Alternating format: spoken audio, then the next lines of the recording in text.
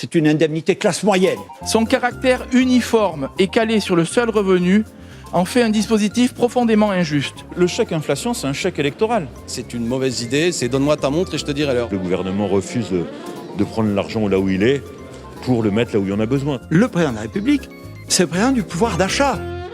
Les 100 € du gouvernement pour compenser l'inflation, la polémique entre Gérald Darmanin et le maire de Lyon sur la vidéosurveillance, c'est le sommaire du numéro 21 d'un Bourbon, sinon rien.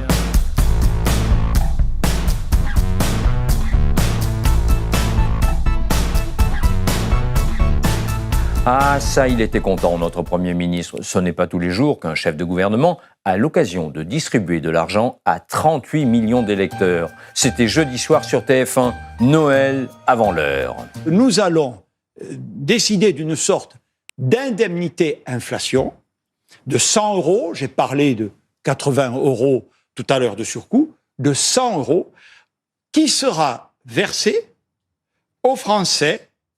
C'est une indemnité classe moyenne, si vous voulez, en quelque sorte, aux Français qui gagnent moins de 2000 € net par mois. 100 €, d'abord pour compenser les hausses de carburant. Ça fait une hausse sur l'année un supplément de 80 €. Reste donc 20 € pour l'année. À ce tarif-là, il est préférable d'aimer les pâtes, mais sans beurre, sans sauce tomate et sans fromage. Et encore mieux, sans farine. Bien évidemment, la mesure passe mal auprès des élus de terrain. Mardi, l'un d'entre eux, Jérôme Nury, député LR de l'Orne, a expliqué au Premier ministre pourquoi son chèque inflation était injuste. Son caractère uniforme et calé sur le seul revenu en fait un dispositif profondément injuste, puisqu'il n'est pas tenu compte du tout du nombre de personnes qui composent le foyer, pas plus qu'il n'est tenu compte de l'usage ou non d'un véhicule personnel pour des trajets quotidiens. Ainsi, votre chèque va accompagner de la même manière un Parisien qui prend le métro chaque jour et dont le ticket ou le forfait Navigo n'a pas augmenté, qu'un Ornais qui prend sa voiture au quotidien pour faire 30 ou 40 km pour aller au travail, et qui, lui, fait des pleins d'essence ou de gasoil chaque semaine qui lui coûtent en moyenne 15 à 20 € de plus qu'il y a quelques mois. De même, vous allez verser 100 € à un célibataire, comme vous allez verser seulement 100 € à une maman qui élève seule ses 2 ou 3 enfants. Là aussi, nous sommes au cœur d'une immense injustice. Car avoir des enfants, notamment en campagne, c'est faire au quotidien de nombreux trajets pour les emmener à l'école, au sport, à leurs loisirs, et donc avoir des frais de carburant supplémentaires. Bref, ce chèque qui se voulait simple et pragmatique est en fait totalement inadapté.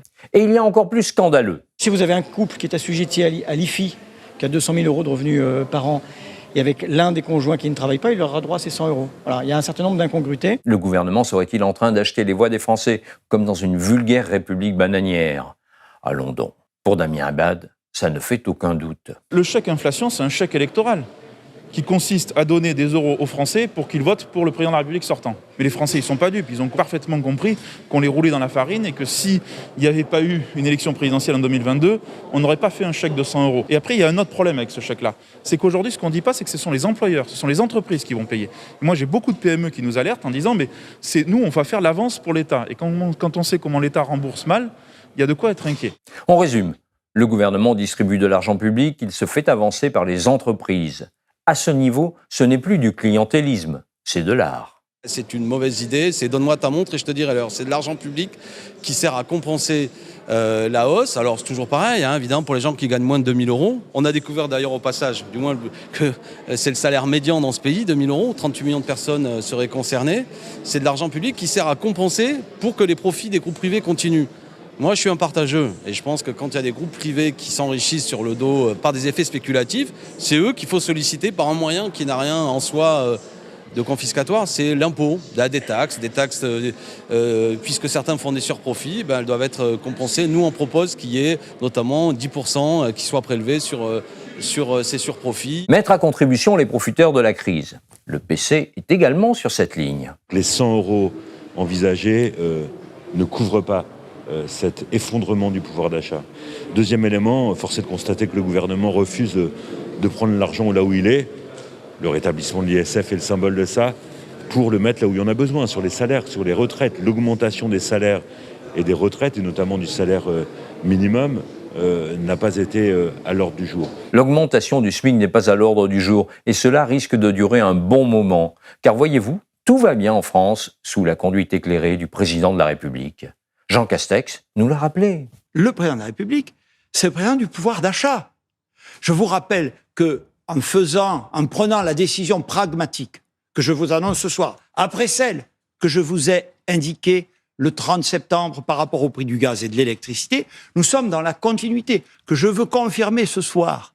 Ce que je vous ai dit à cette antenne le 30 septembre, en 2021, le pouvoir d'achat des Françaises et des Français augmentera. Je vous donne rendez-vous, m'entendez bien, augmentera. Pari tenu.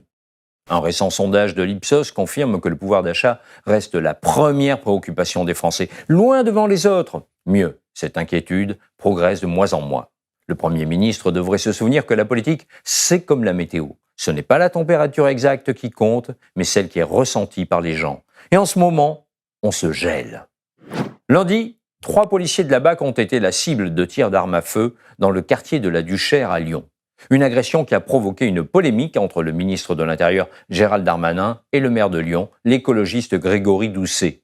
Les lieux étaient en effet dépourvus de caméras de vidéosurveillance. Je veux aussi déplorer, et j'ai écrit ce matin à monsieur le maire de Lyon, que dans certains quartiers où nous luttons contre les trafics de drogue, il n'y ait pas de caméras de vidéoprotection. Et nous appelons les maires de France, et singulièrement monsieur le maire de Lyon, de sortir de l'idéologie et d'aider les policiers en mettant des caméras de vidéoprotection. Sortir de l'idéologie. Pas de chance, en l'occurrence, il ne s'agit pas d'une opposition de principe à la vidéosurveillance, mais d'un problème d'implantation des caméras. La réponse de Grégory Doucet n'a pas tardé. Sur le quartier de la Duchère, il y a déjà 60 caméras d'installées. Donc on ne peut pas dire que le quartier n'est pas vidéo protégé. J'ai demandé à ce qu'on déplace certaines caméras pour justement pouvoir couvrir cette petite bande de territoire. Voilà. Donc on a réaffecté certaines caméras, c'est en cours. Mais au fait, comment s'appelait le prédécesseur de Grégory Doucet, le maire qui avait implanté les caméras dans le quartier de la Duchère?